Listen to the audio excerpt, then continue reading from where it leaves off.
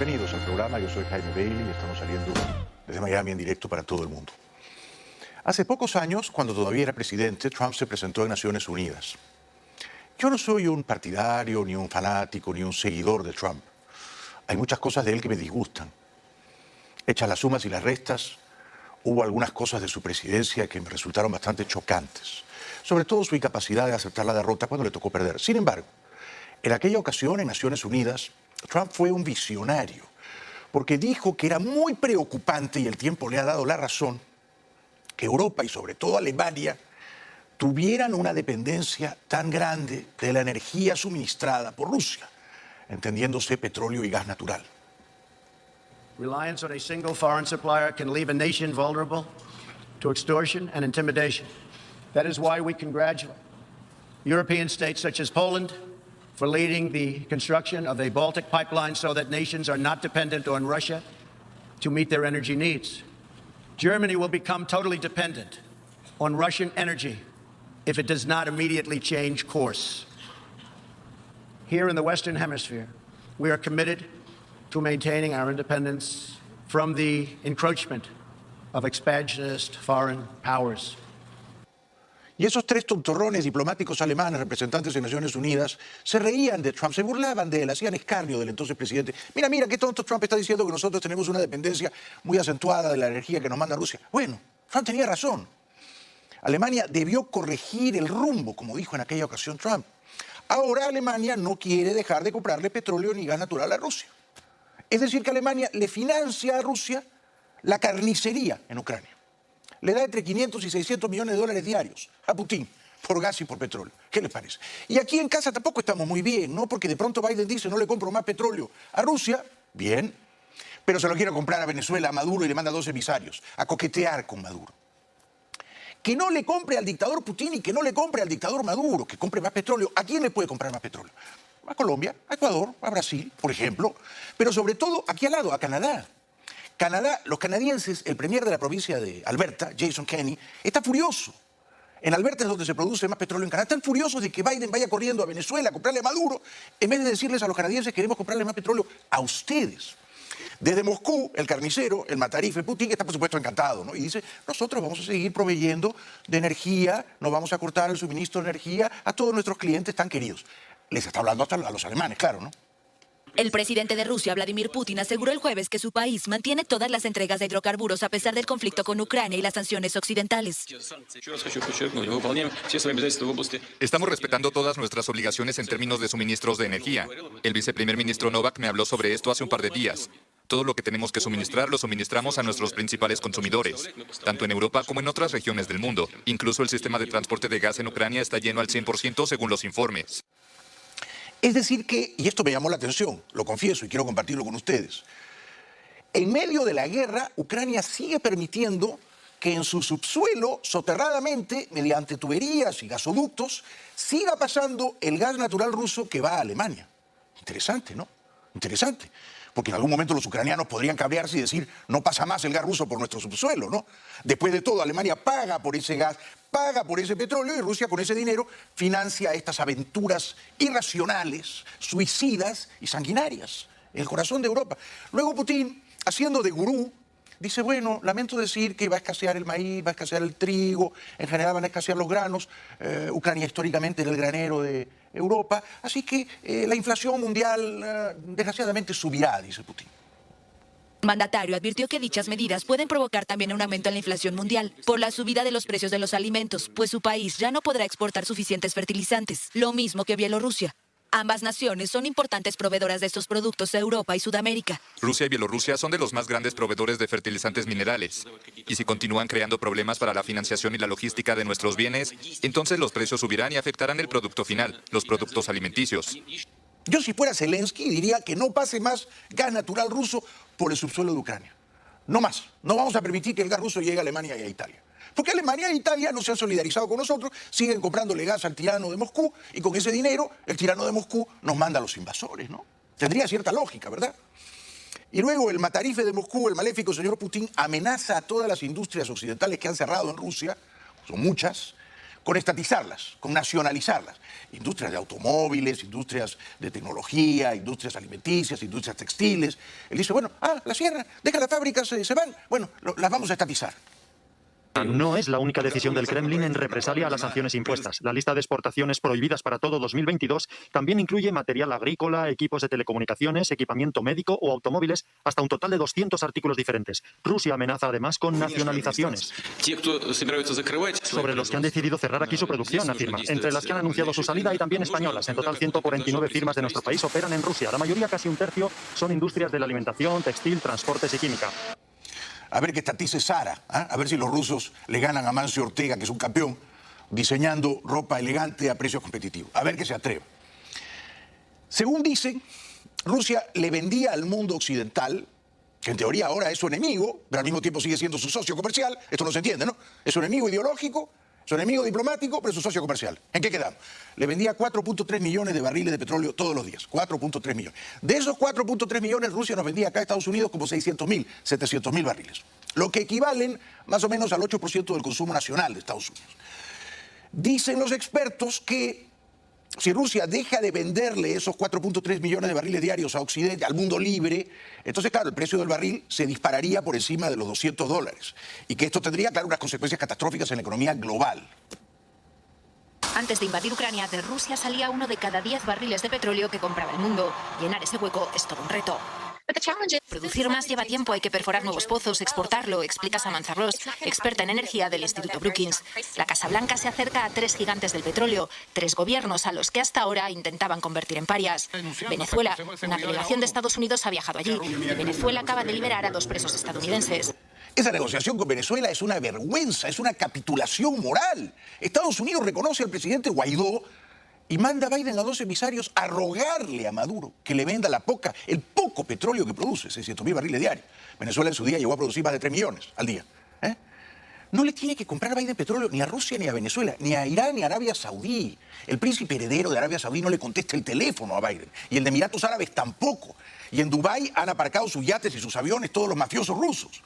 ¿Qué hace Biden llamando a Riyadh y a Dubái, pidiendo a ver si le puede vender un poquito de petróleo?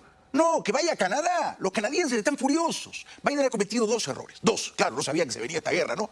Uno, oponerse al fracking. Entonces bajó la producción doméstica de petróleo en Estados Unidos. No, que el fracking causa daño ecológico, es nocivo al medio ambiente. Bueno, entonces bajó la producción de petróleo.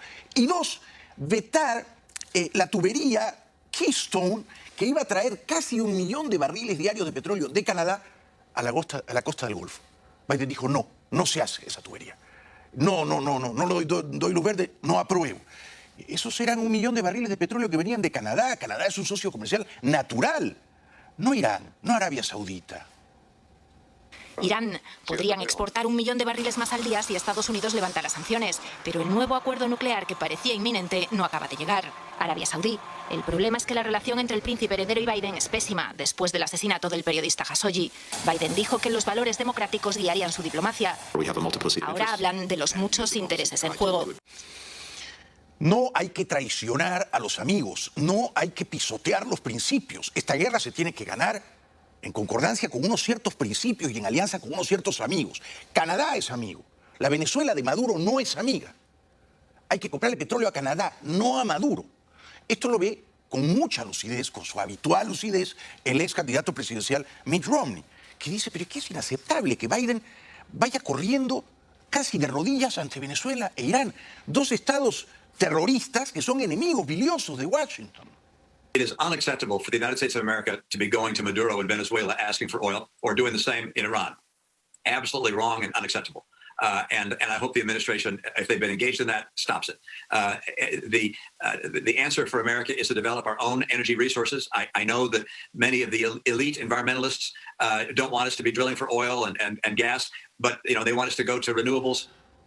Pero como dice inteligentemente Romney, mientras no tengamos fuentes renovables de energía, mientras sigamos dependiendo del petróleo, hay que producirlo aquí internamente para no tener dependencias perniciosas. Look, I want to have renewables as well, but let's have the renewables in place before we shut off the oil and gas. You can't have the U.S. and the world absent energy. And it's foolhardy for us not to produce as much oil and gas as we possibly can, for us here domestically and for our friends in Europe. Look, these sanctions are going to be hard to keep in place if people start seeing prices at the pump go up and up and up. If Europeans are freezing in their homes, I mean, we're going to get weak knees globally, unless we can provide the energy that people need to get to work, to heat their homes, and to have jobs. Por último, el senador y ex candidato presidencial Mitt Romney cita a una de las grandes mentes, una de las mentes brillantes de nuestro tiempo, ¿no?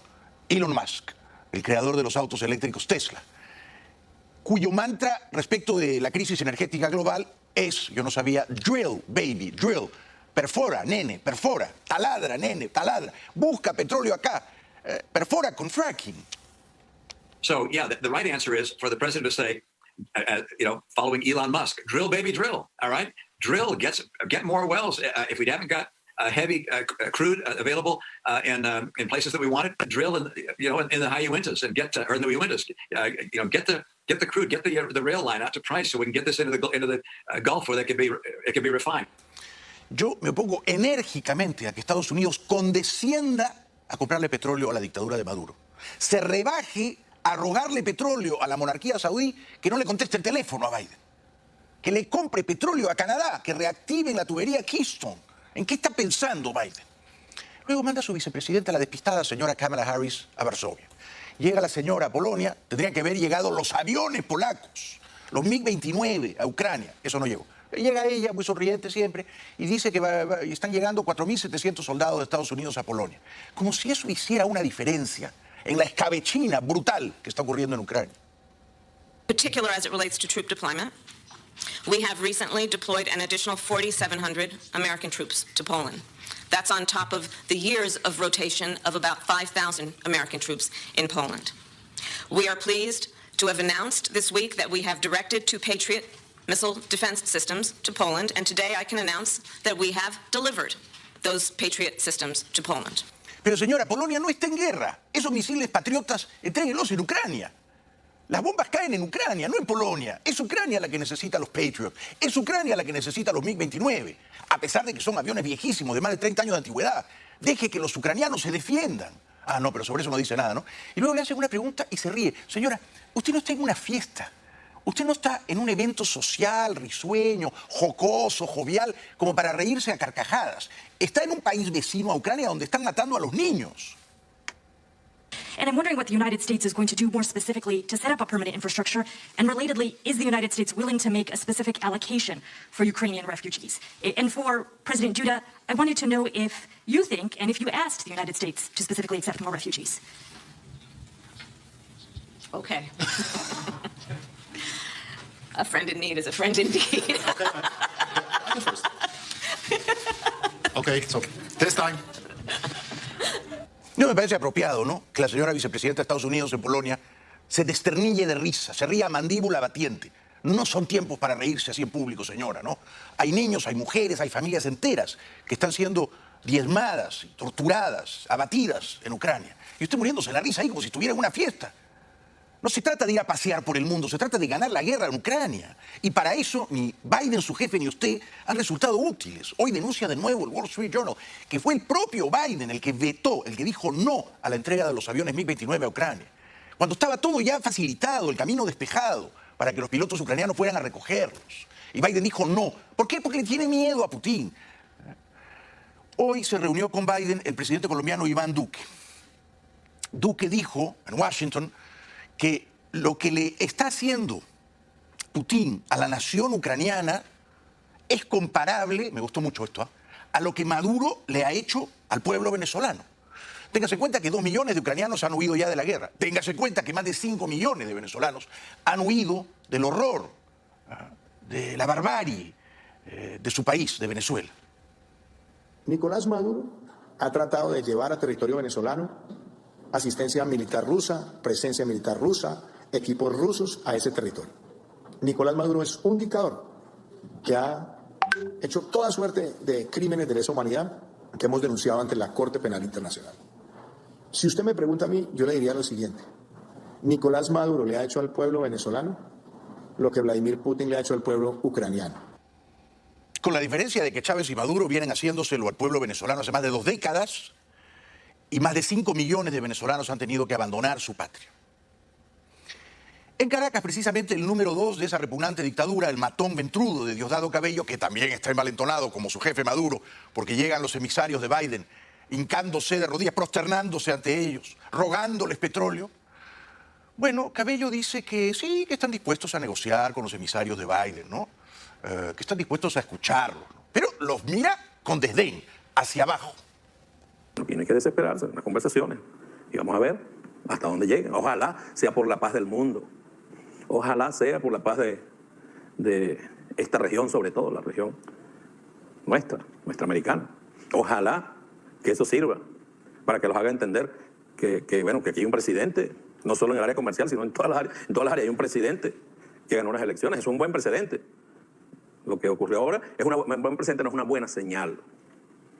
Una buena señal. Lo cortés no quita lo valiente. ¿Queremos hablar? Vamos a hablar. Es francamente indignante que el gobierno de Biden se haya rebajado a negociar con Maduro, a rogarle petróleo a Maduro, después de anunciar que no se lo va a comprar más a Putin, ¿no? Hay otras fuentes de suministro de crudo, ya las dije, entre otras. Canadá, Colombia, Ecuador, Brasil, hasta el México de López Obrador. Pero no Maduro, no Maduro. Una pausa y regresamos enseguida con todo lo último de la guerra en Ucrania.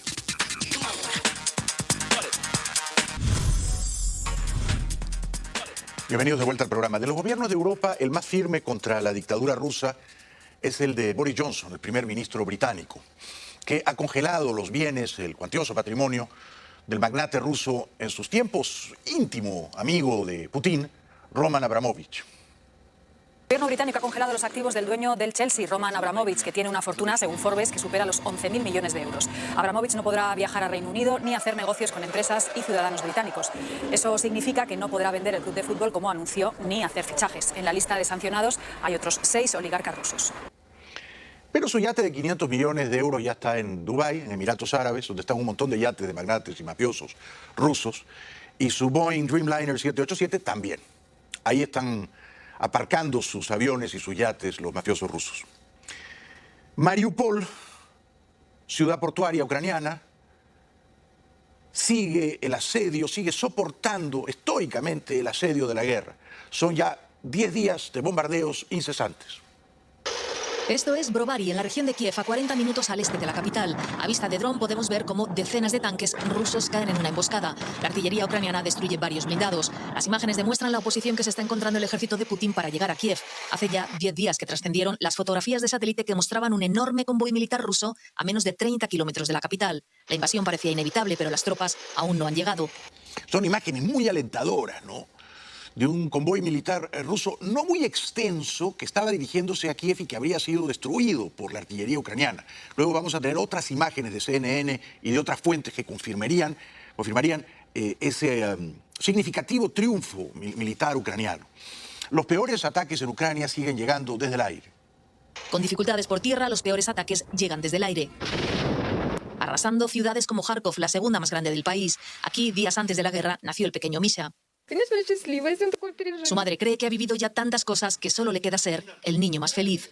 Las historias personales importan y hoy el New York Times ha puesto nombre a la familia que yacía junto a esa maleta y cuya fotografía abrió portadas en todo el mundo. La madre se llamaba Tatiana y sus hijos Nikita, de 18 años, y Alisa, de 9. Como muchos otros, huían de Irpin y pretendían unirse a su marido, que cuidaba de su madre en otra ciudad.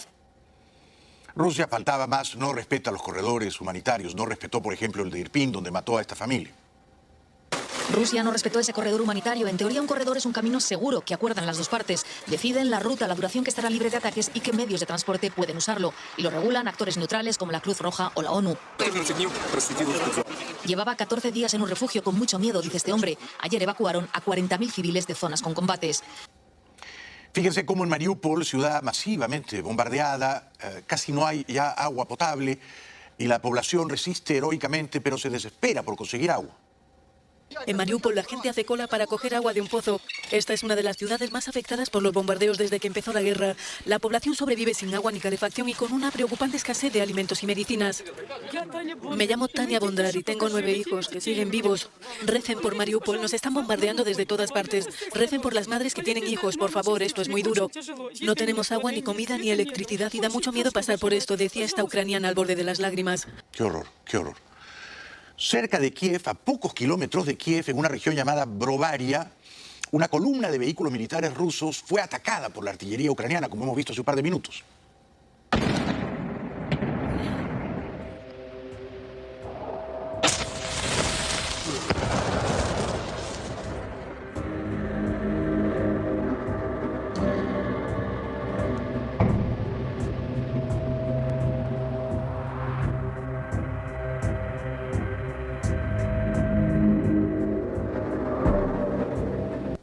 CNN ha confirmado que la exitosa emboscada ucraniana a ese convoy ruso ocurrió esta mañana. There's new video into CNN this morning which appears to show a Ukrainian strike on Russian tanks just outside of the capital, Kyiv. The Ukrainian military claims to have defeated a Russian tank regiment as well as killed its commander. Ukrainian armed forces also sharing videos of the aftermath, which, as you can see, shows tanks on fire, destroyed there. El diario británico The Sun mostró en calidad de primicia imágenes de un tanque ruso capturado por los ucranianos.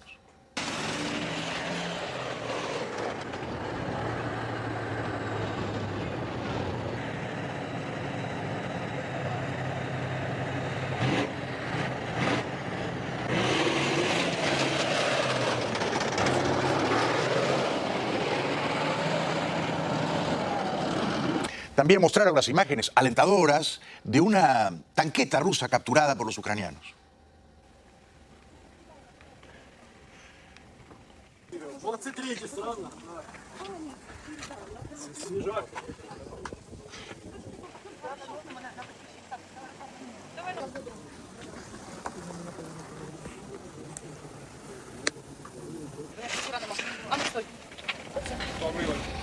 Es decir, que los rusos avanzan, pero con grandes dificultades y sufriendo severos reveses.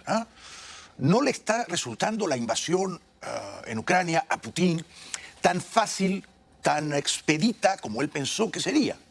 Y eso que Ucrania casi no dispone de aviación para defenderse. Así las cosas, unos expertos ucranianos con pulso firme, con pulso de acero, desactivan una bomba rusa.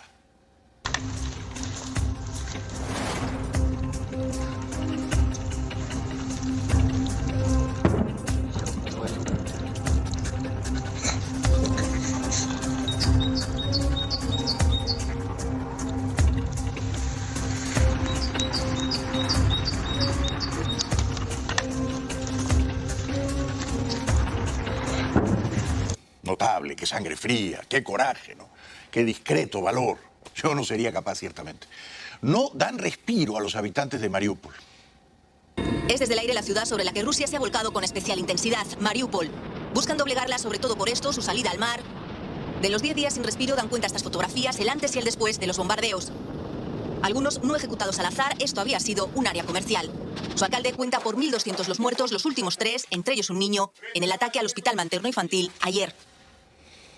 Es terrible y los habitantes que resisten no tienen nada, no tienen agua, no tienen casi comida, no tienen electricidad, no tienen gas. Los escombros salen al encuentro de los que no tienen más remedio que abandonar sus refugios en busca de lo básico. No solo no tienen agua, que empezó a escasear hace una semana, están además combatiendo las temperaturas bajo cero con nada. Esta mujer explica que se han quedado sin gas. Cruz Roja sobre el terreno ha lanzado hoy un nuevo SOS.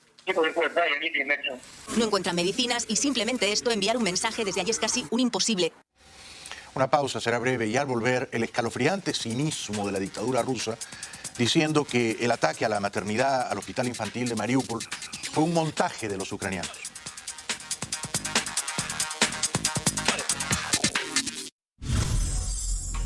Bienvenidos de vuelta. Hoy en Turquía, el canciller ruso, el sádico señor Lavrov, tuvo la desfachatez de decir que fueron los propios ucranianos los que bombardearon al hospital materno-infantil de Mariupol.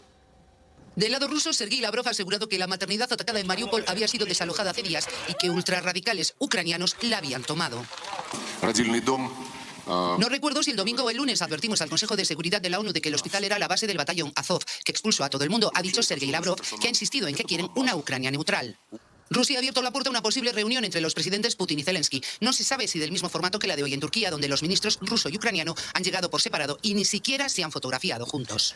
Toda la prensa seria, confiable, o sea, no la prensa rusa ni la prensa china que mienten, ha reportado que las bombas que cayeron en ese hospital materno-infantil en Mariupol provenían de los rusos y dejaron por lo menos 3 muertos y 17 heridos, entre ellos mujeres embarazadas. 3 muertos, entre ellos una niña, en el bombardeo ruso a un hospital infantil. Impactante y abominable son las palabras utilizadas por la ONU para describir el ataque aéreo contra un hospital materno-infantil en la asediada ciudad portuaria de Mariupol. Además de los 3 muertos, hay 17 heridos, entre ellos varias mujeres que estaban dando a luz. Ucrania afirma que los ataques aéreos rusos han afectado a 3 hospitales en un día, 2 de ellos al oeste de Kiev, pero el de Mariupol fue el más devastador de todos ellos. Rusia asegura que la información de la que disponen afirma que el hospital ya había sido evacuado por las fuerzas ucranianas. Al ser preguntado por los ataques aéreos, el portavoz del Kremlin, Dmitry Peskov, dijo que las fuerzas rusas no disparan contra objetivos civiles. Y será una sabandija ese portavoz de Putin, ¿no es cierto? Una alimaña. Las imágenes son incontestables. Las mujeres embarazadas que iban a dar a luz, sacadas ensangrentadas en camillas. Este era el Hospital Materno-Infantil de Mariupol. Un centro médico que atendía a niños enfermos y a mujeres embarazadas. Así ha quedado después del brutal bombardeo por las fuerzas rusas. 17 heridos graves, entre ellos mujeres embarazadas y 3 fallecidos, entre ellos una niña. El ataque se ha producido durante el alto al fuego pactado por Kiev y Moscú para que miles de personas atrapadas en la urbe, en una situación muy crítica, pudieran salir por los corredores humanitarios. Así estallaron con estruendo ominoso las bombas rusas que cayeron en ese hospital y luego relatos de testigos. Así sonó el ataque aéreo que ha conmocionado al mundo. Произошел авиаудар недалеко от родильного дома. Пологовий будинок, де постраждали жінки та діти. Це військовий злочин. La evacuación de esta mujer embarazada de los escombros del hospital número 3 de Mariupol ilustra el lado más cruel de la guerra en Ucrania, el de los ataques a las instalaciones sanitarias. Este, con al menos 17 personas heridas, puede haber sido el peor, pero no ha sido el primero. Porque también han atacado un hospital cerca de Kharkov. Entre los ataques que señala el secretario general de la OMS está este, al hospital de Izium, cerca de Yarkov. Y también este bombardeo durante el cual sufrió daños el principal hospital de Zitomir, al oeste de Kiev. Всі вікна фактично в нашій першій лікарні в корпусі і в дитячій лікарні. Los escuderos del carnicero de Moscú, los operadores políticos de Putin, montó una puesta en escena en ese hospital. Rusia denunció el jueves que el bombardeo en un hospital pediátrico en Mariupol, el puerto de Ucrania, fue una provocación puesta en escena por el gobierno ucraniano.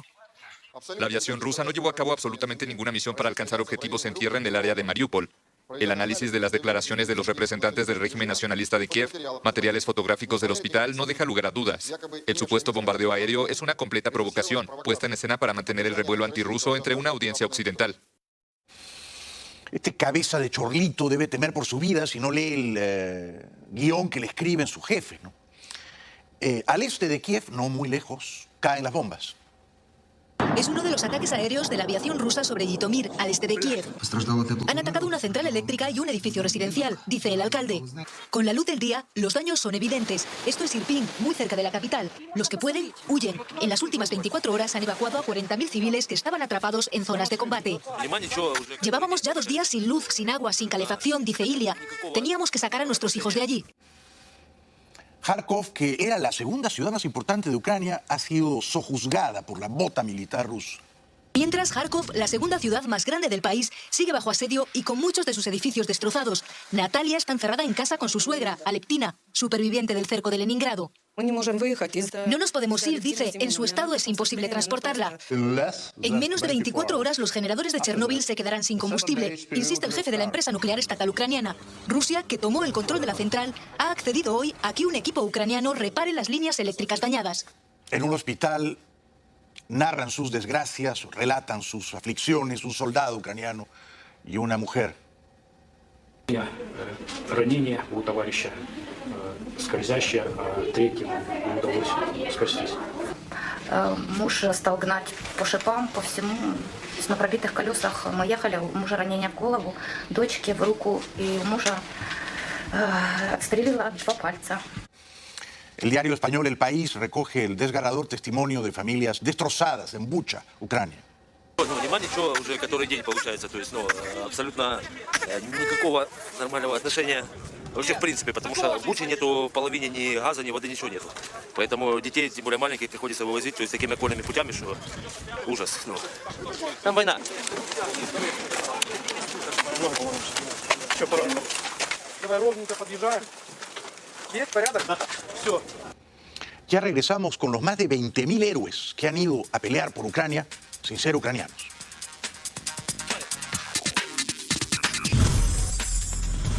Hace pocos años, el heroico presidente ucraniano Zelensky era un actor e hizo una serie en la que era el presidente de Ucrania en la ficción. Ahora todo el mundo quiere comprarla.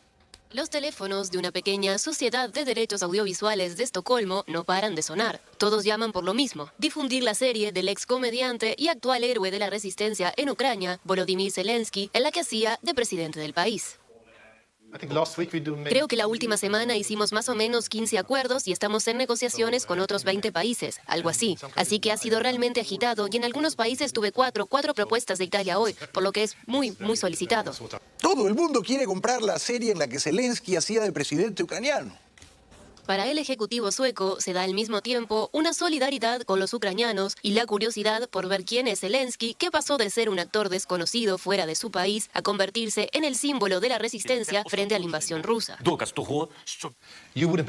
No podrías creer que él, que era un comediante muy divertido, muy popular y que conoces y que es amado por la audiencia, se convirtió en este líder mundial que encarna a toda la nación y habla por toda la nación y se convierte en un líder. Esa transición es increíble, debo decir. Ojalá Zelensky sobreviva, resista y prevalezca. Y ojalá Ucrania resista, prevalezca y gane esta guerra desigual e injusta. Gracias por vernos. Seguiremos conspirando mañana. Por hoy, muy buenas noches.